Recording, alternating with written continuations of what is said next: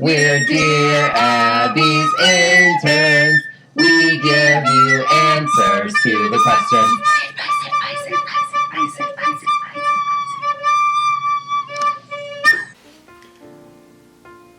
Hello. Hello. I'm Brendan. And I'm Marissa. And we're Dear Abby's interns. So as we told you last week, we had grand plans to break Abby out of prison. And they did not go so great. So here we are, coming live to you from inside a Venezuelan prison where we ourselves are being held prisoner. Yay. We are able to record this video for you, our readers and viewers, because we value you so greatly. We had to trade a few things to get to be able to do this, and I don't really know if we'll ever get those back. Or if we'll want them again.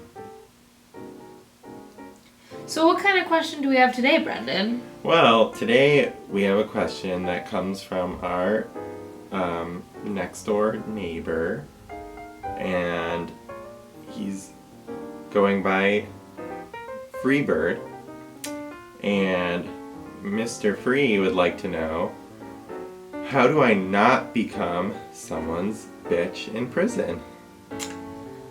Well, the first thing I have to say about this is we're fairly new to the prison system, and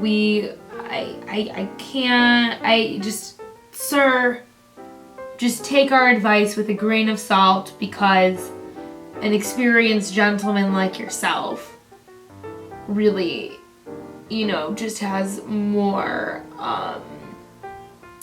chops at this than we, but we will try for you. We'll do our very best. So what's some advice you would give that guy over there? Well, I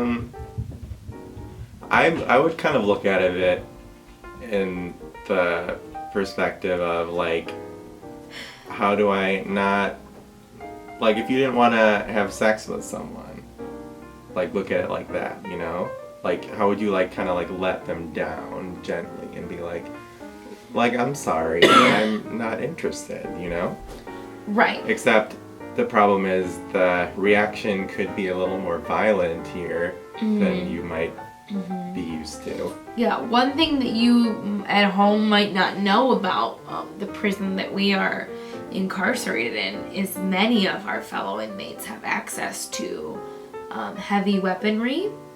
And pointy things. And things that go bang, ba, bang, bang. So Be careful. be careful. Sometimes the lesser of two evils might be, The right choice. Yeah. The right choice.